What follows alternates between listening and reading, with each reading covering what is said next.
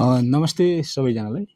एनडिआरएफको यस विशेष मिटिङमा सल्लाहकारको विशिष्ट सल्लाहकारको रूपमा यहाँहरूको उपस्थिति विशेष उपस्थितिलाई हार्दिक स्वागत गर्दै म हिमालय खरेल एनडिआरएफको बोर्ड अफ डिरेक्टर्सले चाहिँ मलाई प्रमुख कार्यकारी अधिकृतको जिम्मेवारी दिनुभएको छ अहिले र त्यसैको रूपमा चाहिँ म यहाँलाई स्वागत गर्न चाहन्छु। यहाँहरूको अमूल्य समयको बावजुद पनि यहाँलाई हामीले हाम्रो अनुरोधलाई स्वीकार गरिदिनु भएको छ, त्यसको लागि कृतज्ञता तथा आभार प्रकट गर्न चाहन्छु र यो कार्यक्रम अगाडि बढाउन पनि चाहन्छु। ल सबभन्दा पहिला नेसनल डिजास्टर रेजिलियन्स फाउन्डेसन भन्ने एउटा नाफा रहित संस्था दर्ता गरेर यहाँसम्म पुग्नु भएकोमा अध्यक्षज्यू लगायत उहाँको टिमलाई मेरो व्यक्तिगत तर्फबाट हार्दिक हार्दिक बधाई छ।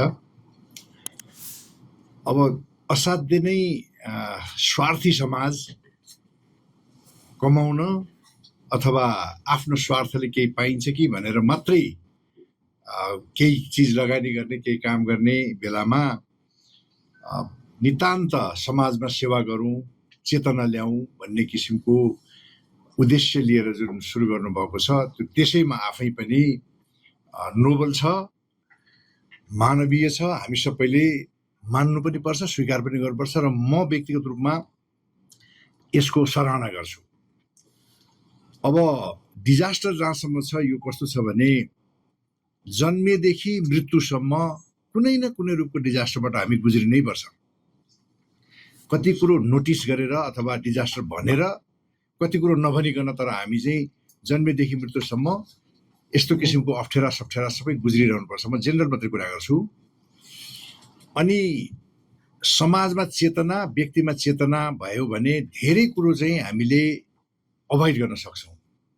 कति कुरो चेतना अभावका कारणले गर्दा नहुनु पर्नेहरू घटना भएका हुन्छन्। अहिले जुन किसिमको मिसन, भिजन र गोल लिएर काम गर्नु भएको छ, म त्यसैको फेरिमा मात्रै कुरा गर्दैछु। अब अहिले भर्खर पनि हामीले यहाँ कुरा गऱ्यौँ, यही स्केलको भूकम्प जाँदा जापानमा थोरै क्षति हुन्छ, नेपालमा हामी कहाँ अलि बढी क्षति हुन्छ, धेरै क्षति हुन्छ। त्यो कारण के हो भने हामी घटनाभन्दा पहिला, डिजास्टरभन्दा पहिला चाहिँ लगानी गर्दैनौँ। त्यहाँ स्रोतको लगानी हुन्छ, साधनको लगानी हुन्छ, समयको लगानी हुन्छ, बुद्धिको लगानी हुन्छ। त्यो सबै कुरो लगानी बेलैमा गरिदियो भने यति ठुलो क्षति हुँदैन। चेतना ल्याउन सक्यो भने थोरै खर्चमा, अघि यहाँ ससज्यूले भन्दै हुनुहुन्थ्यो, चेतनाको लागि 1 रुपियाँ खर्च गर्यो भने समयमा चाहिँ 10 रुपियाँको बचत हुन्छ। यदि त्यही कुरो 1 रुपियाँ खर्च नगर्दाखेरि हामीले 10 रुपियाँ बढी खर्च गर्नुपर्छ।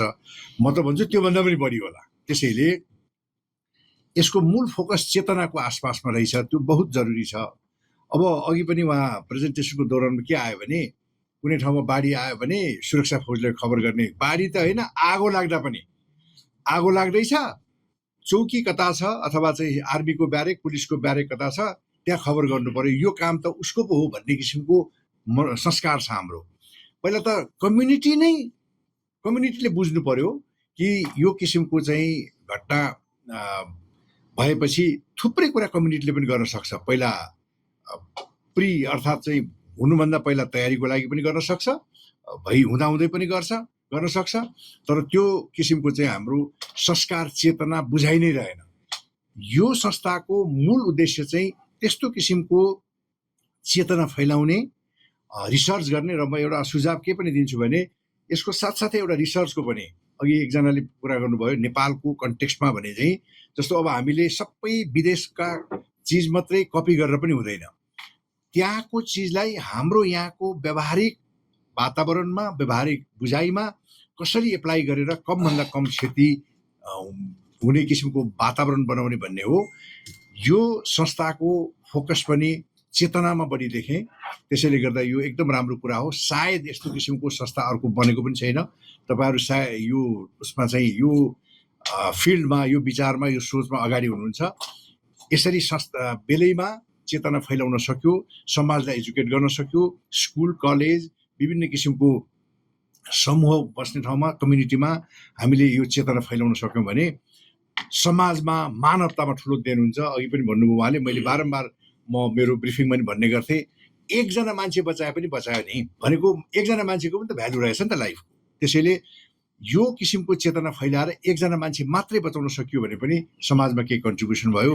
तर जुन किसिमको तपाईँको तयारी छ, यो तयारीले पक्कै पनि धेरै मान्छेको जीवन बचाउन सहयोग गर्न सक्छ, चेतना फैलाउन सक्छ। मेरो शुभकामना छ मेरो व्यक्तिगत तर्फबाट। मैले तपाईँहरूले मलाई सल्लाहकारको रूपमा राख्नुभएको छ, म सहर्ष स्वीकार गर्दै भविष्यमा मेरो तर्फबाट गर्न सक्ने सबै किसिमका सहयोग गर्न म तयार छु, बिना कुनै स्वार्थ। र यो संस्थाको उत्तरोत्तर प्रगतिको कामना गर्दै मेरा 2 शब्द